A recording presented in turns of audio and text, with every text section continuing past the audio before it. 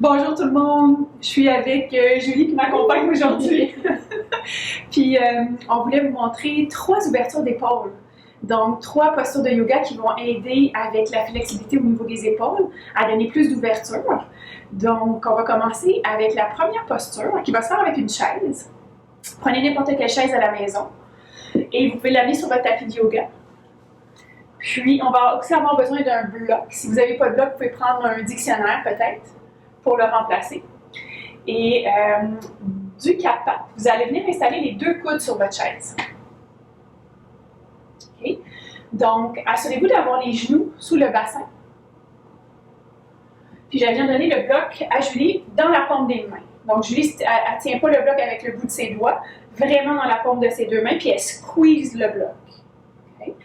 Si jamais vous sentez qu'il y a de l'espace pour ramener les coudes un peu plus près, vous pouvez les ramener un peu plus près. Vous allez faire attention à garder la cage thoracique bien neutre.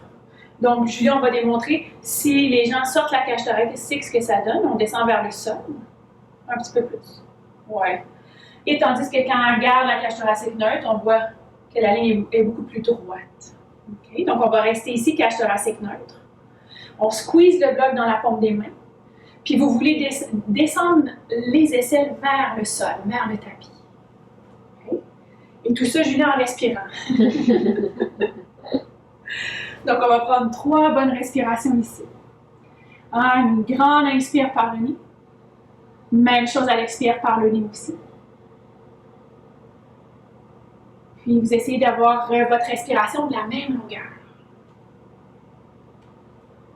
Julie continue de squeezer le bloc entre la paume des mains et de descendre les aisselles vers le sol et vers la terre.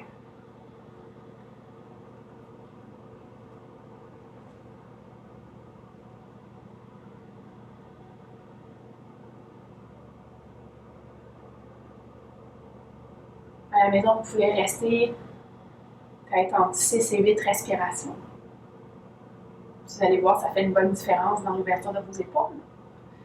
Et maintenant, on va sortir tranquillement. Julie peut déposer le bloc sur la chaise, sortir de la pause. Et moi, pour le deuxième exercice, je vais juste enlever la chaise.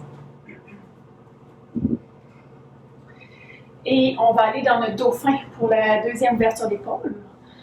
Donc, on prend la mesure, donc on vient mesurer la distance. Donc, nos mains entourent nos 2 bras complètement pour pas que les coudes soient trop larges.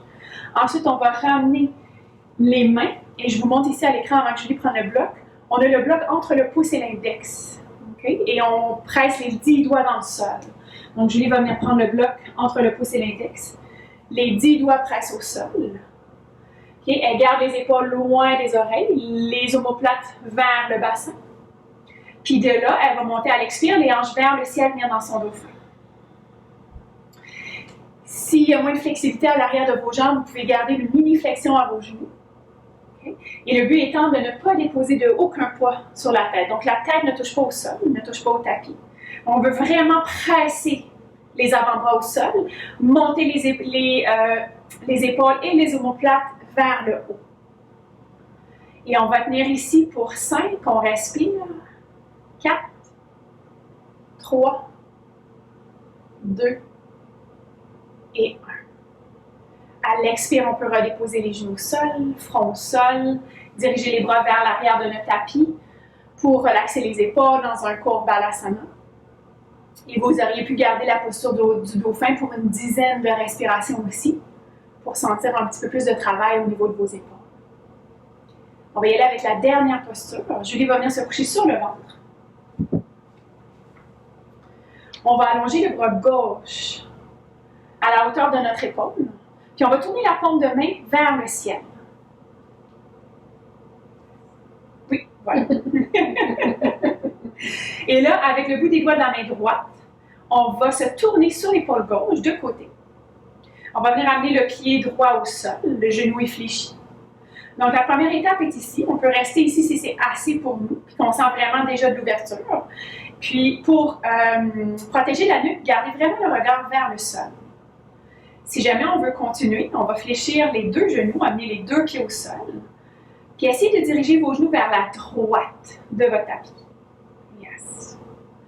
Et dernière étape, si on veut ajouter, on va venir entrelacer les mains à l'arrière. Donc, on prend le bout des doigts, puis on va pousser les poings vers l'arrière autant que possible.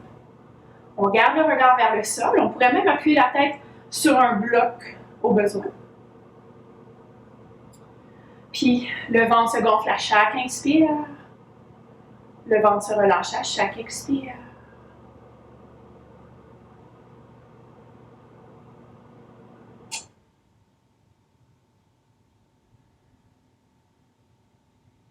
À l'expire, on va relâcher le bout des doigts. On va réallonger les deux jambes haut à l'arrière du tapis, puis on va revenir sur le ventre pour venir faire l'autre côté. On va allonger le bras droit, paume de la main vers le ciel. Avec le bout des doigts de la main gauche, on va se tourner sur l'épaule droite, tranquillement. Le regard vers le sol. On amène un pied au sol, on commence à respirer ici. Si on voit que ça va bien, on peut amener les deux pieds au sol. On essaie de diriger les genoux vers la gauche. Ici, on va ajouter la dernière étape. On va venir entrelacer les mains à l'arrière du dos. On va presser les poings loin vers l'arrière. Puis on va venir réaspirer. Longue inspire par le nez. Longue expire. Si jamais on voit qu'on est allé trop loin, on peut juste revenir à une étape de moins et prendre les respirations où c'est possible pour nous d'aller.